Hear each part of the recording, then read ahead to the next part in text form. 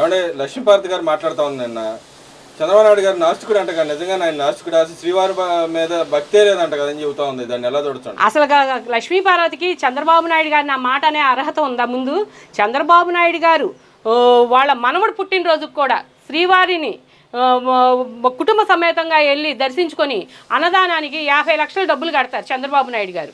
అట్లాగే ప్రతి సంవత్సరం బ్రహ్మోత్సవాలకి భార్యా సమేతంగా వెళ్ళి శ్రీవారికి పట్టు వస్త్రాలు సమర్పిస్తారు. ఆయన ఇలవేల్పే వెంకటేశ్వర స్వామి.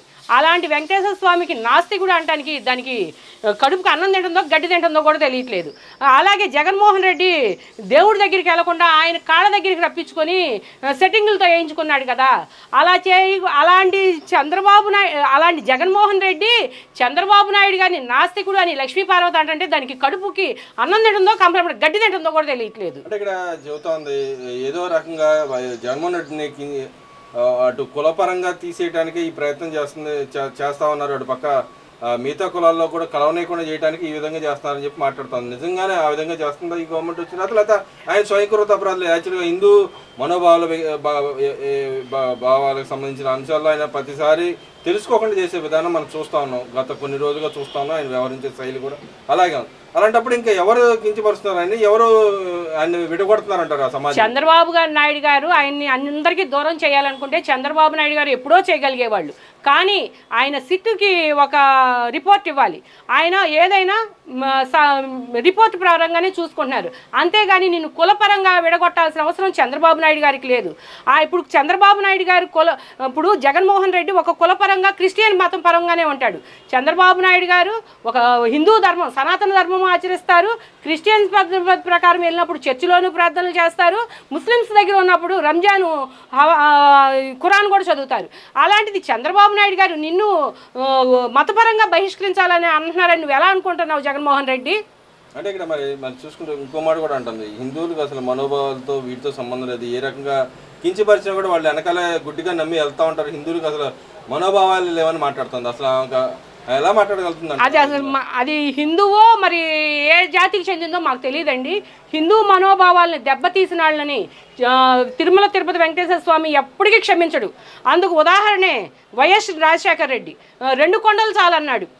నల్లమల్ల అడవిలో ఏ పార్టీ ఎవరితో తెలియకుండానే మరి చనిపోయాడు హెలికాప్టర్ ప్రమాదంలో. నువ్వు ఇట్లాగే అను, హిందువుల గురించి హిందూ మనోభావాల గురించి తీస్తే నువ్వు కూడా అట్లాంటి సాగువేసి వస్తావు. ఇప్పుడు హిందువులు మత పెద్దలు దయానంద సరస్వతి స్వామి వీళ్ళందరూ హిందువుల గురించి సనాతన ధర్మం గురించి మాట్లాడుతున్నారు.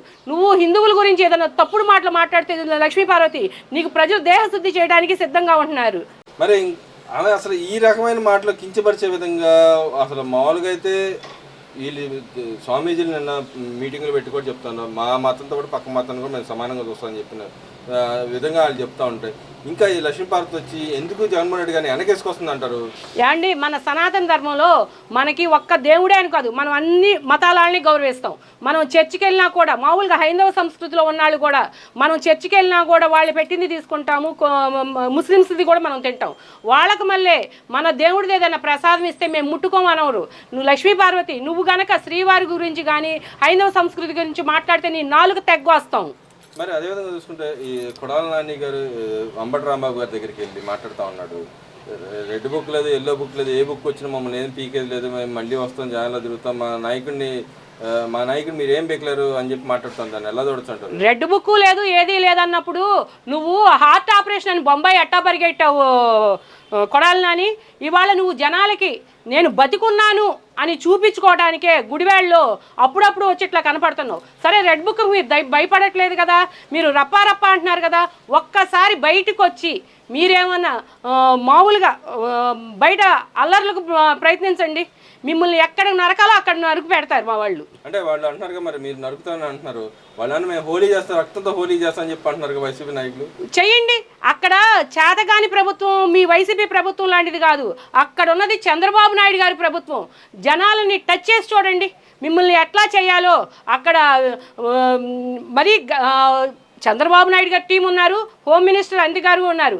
ఎవరిని ఎక్కడ వదిలిపెట్టరు ఆవిడ.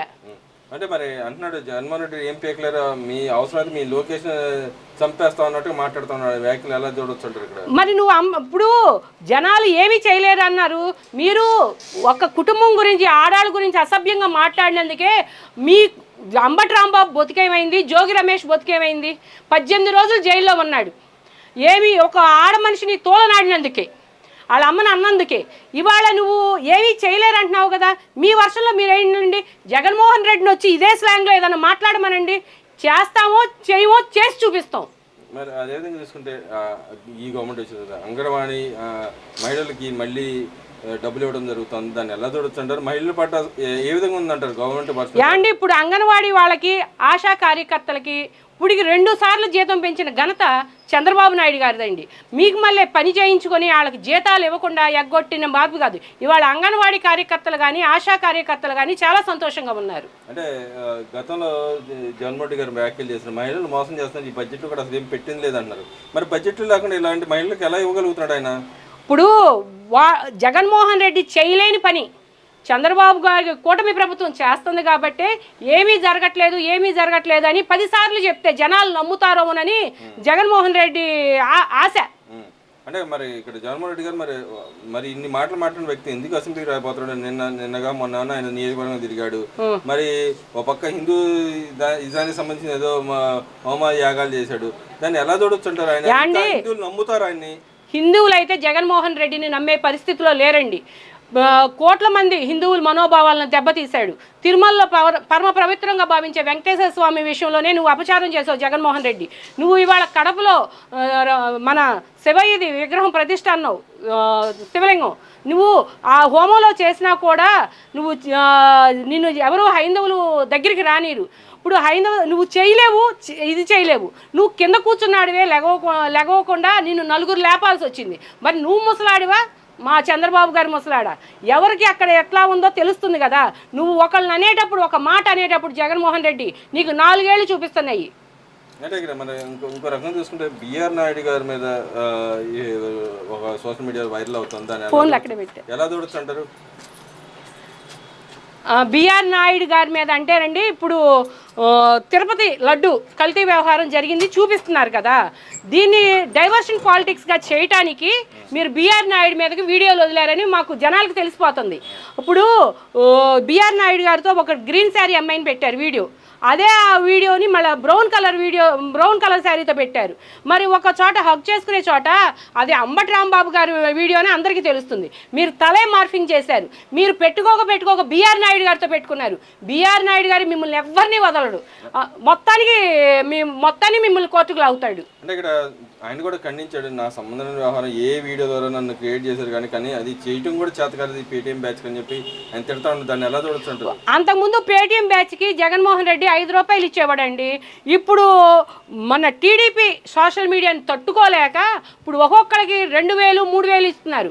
అంత క్వాలిటీగా కూడా వాళ్ళు గ్రాఫింగ్ చేయలేకపోయారంటే మీరు సన్నాసుల టీంని పెట్టుకున్నారు. అంటే మరి గతంలో కూడా చూసాం, ఆయన గుంటూరు యాత్ర పోయినప్పుడు కూడా కనపడింది, ఆయన ఏ విజువల్స్ పెట్టి మనం చూసాం. ఇంకా ఎందుకని ఇలా కింద స్థాయికి దిగిపోతున్నారంటారు వాళ్ళ నాయకులు కానీ వాళ్ళు కానీ? ఇప్పుడు అసెంబ్లీకి వచ్చాడండి, 11 నిమిషాలు ఉన్నాడు. 1 గంటలో అంబటి రాంబాబు ఇంటికి వెళ్ళాల్సింది నువ్వు 7 గంటలు చేసి జనాలను ఎంతమందిని పట్టణ పెట్టుకున్నావు జగన్మోహన్ రెడ్డి? అదే తెలిసిపోతుంది. నీకు శవం ఎదురు రాకపోతే నీకు ఆనందం ఉండదు. అంటే మరి ఓవరాల్గా ఈ గవర్నమెంట్ మహిళలకి ప్రాధాన్యత ఇస్తుందో ఇవ్వట్లేదు అంటారు? మరి ఇక్కడ చూసుకుంటే చంద్రబాబు నాయుడు గారి కూటమి ప్రభుత్వం మహిళలకి పెద్దపేట వేసింది. దేంట్లో మహిళలను వదిలారు? ప్రతి విషయంలోనూ మహిళలను ముందంజలో ఉంచారు. ఇప్పుడు నిన్న కాక 2 రోజుల నాడు ఆశా వర్కర్లకి మళ్ళా జీతం పెంచారు. చంద్రబాబు నాయుడు గారికి మహిళా పక్షపాతి అనేది చంద్రబాబు గారి ప్రభుత్వాన్ని అంటారు, ఎవరిని అనరు.